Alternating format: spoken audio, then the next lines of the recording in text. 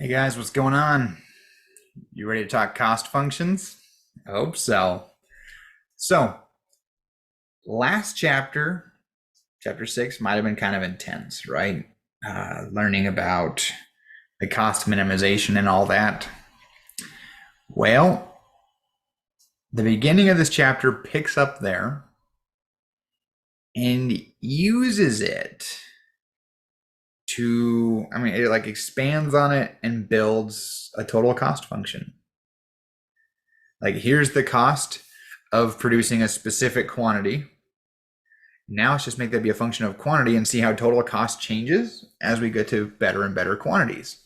So the cost curves in this chapter, like total cost equals fixed cost plus variable cost, is assuming that at every quantity, we have already minimized costs. Like, it's the best version possible. So later on, if you get to any questions where it's like, what can the business do, or how do we fix this, or how do we make more profits, don't just say get lower costs, because that's not an option. The firm's already done that. It's built into this cost function that it is the minimum cost at every quantity. So heads up. Now, this chapter's mostly review. I mean, the way we calculate marginal cost might be a little different because, hey, by now you've learned the power rule. You can take a derivative. But other than that, it's pretty much the same as in principles. Total cost is equal to fixed cost plus variable cost. What's fixed cost? It's the kind that doesn't change in the short run. What's variable cost? It's the kind that depends on how much stuff you make.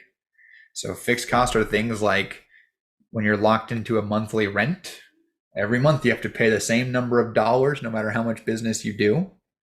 Variable cost is something like labor cost, where it depends on how much you make.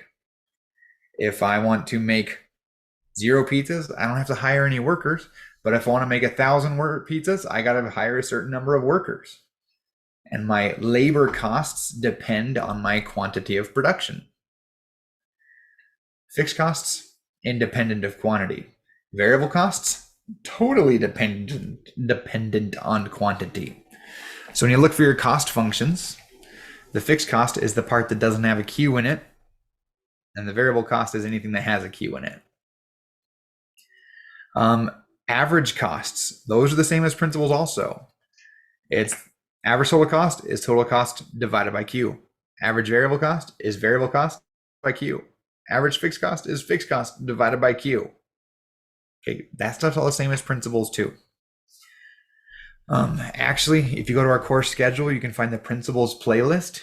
If you want to look at some of their videos that are math free to get some intuition, you totally can. They're all relevant. I'm guessing our videos are enough. Okay, we'll have actual functions that we can deal with instead of having to fill out tables every time. It's the main difference. Marginal cost, it's a little different. It used to be change in total cost over change in quantity. It still is. It's just now we write a derivative.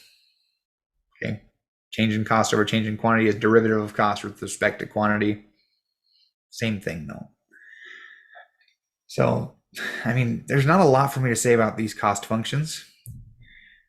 So let me instead tell a story. If you're familiar with my Sega versus Sony example, go ahead and turn off the video. If you're not, this story might help to see why we care about cost functions, because what your costs look like can affect your success in business. So with that said, let me go to the Sega Sony example. So it's the mid 1990s. And so far, every video game has involved characters that jump up and down, and they're all 2D. And they all have terrible music. Maybe iconic, but definitely not fun to listen to for fun. Sony is going to enter the video game market. The existing games out there all have plastic cartridges for their video games, right? Like, it's a plastic chunk that you plug in and it runs the game. Not much memory on those, but they work. But Sony has this idea that they're going to make a console for their first console that has a compact disc. There's some advantages to this. The compact disc is cheaper to make. than the hard cartridges. It also holds more memory, which means you can have a more complex game. And it means that that game can have real music instead of just like Mario beeping noises.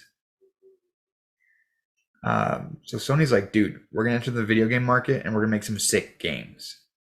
But nobody knew who they were, or they knew them as like an appliance company. And nobody was sure if they wanted to make a game for this company because they weren't sure how successful they're going to be. So Sony puts together a demo. They took this video around to a lot of game makers, and it was just a T-Rex. Oh, no, sorry, it wasn't a video. They were able to, it was part of a mini game that they could drive around this T-Rex and just run it around. And they could change the angle that you were looking. Now, this might not look like much to you now, but keep in mind that this is almost 30 years ago. This blew people's minds. Nobody could believe it. The idea of this being video game graphics was game changing. And so they took this little tutorial on the road and started showing everyone this T-Rex, and all of a sudden everyone wanted to make cool games for Sony PlayStation. And thus it began. Now at the same time there was Sega. They made the Sega Genesis, they made Sega a couple other things. They were a big deal too. And their answer to the PlayStation was the Sega Saturn. And they're like, we're going to make a 3D system that also does compact discs. But they were way behind. You see, Sony had spent years developing their tech and optimizing it and making it so that they could produce it in a cost-effective way. Sega said to their engineers, you got 1 year, get us something that can compete with the PlayStation. And they did. Sort of. 1 year later, they had built the Sega Saturn that when it eventually came out and hit the market, it had better graphics than the Sony PlayStation, and it had a faster processor than the PlayStation. It's arguably a better console than the PlayStation. So why do we all still know what a PS5 is today, and why isn't there a Sega Saturn 5? Well, it has to do with those costs. You see, the Sega Saturn, they did not pay as much upfront costs, maybe like a fixed cost. All the R&D that Sony put into their PlayStation, you could probably lump that in with fixed costs. It was independent of how many they actually sold. Well, Sega Saturn had a much lower fixed cost. They didn't spend years developing it. They spent a year developing it. But what did Sony buy with that year? They bought a lower marginal cost. You see, the most expensive piece of these things was the computer processor inside. Sony, their system had one processor. Sega, their system had 4 processors. So every time Sega made a Saturn, it cost them more than when Sony makes a PlayStation. By the way, you can learn about this really interesting like little competition thing in the Business Wars podcast. It's one of my favorites. Anyway, so Sony had a high fixed cost but a low marginal cost, low variable cost. Sega had a lower fixed cost but a higher variable cost and a high marginal cost. So who wins? Well, if the market was teeny, Sega would win.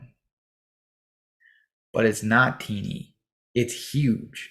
And you got to be able to mass produce your goods. And in video games especially, it always ends in a price war, right? They both start at the high price, and then all the early adopters buy their stuff, and then they lower their price, and the other company has to lower their price to match, and they lower, until they eventually bottom out at the lowest price they'll both accept, and they just sell as many as they can at that price. But here's the thing. At Saturn's minimum price, where Saturn's making almost no money per unit sold, Sony's rolling in money because at that same price, they can make money on every unit sold because they have a lower marginal cost. Or if Sony wants to be really rude, they can lower their price lower than Saturn can keep up with and push Saturn out of the market. Long story short, that's most of why we deal with PlayStations today and not Saturns.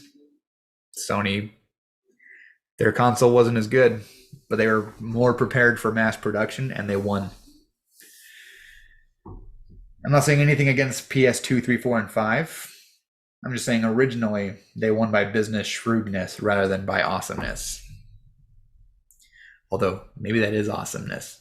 I don't know. So anyway, these cost functions, I think they're fascinating. They tell us a lot about why businesses are the way they are.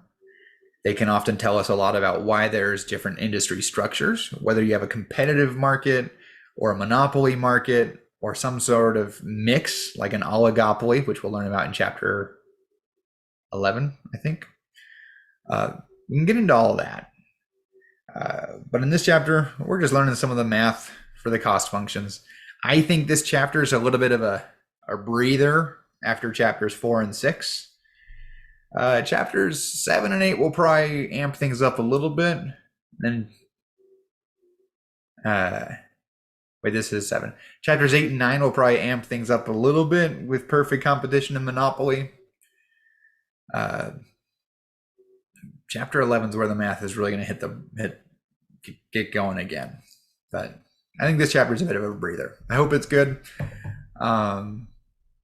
Yeah, use those discussion forums, and I'll see you guys later. Peace.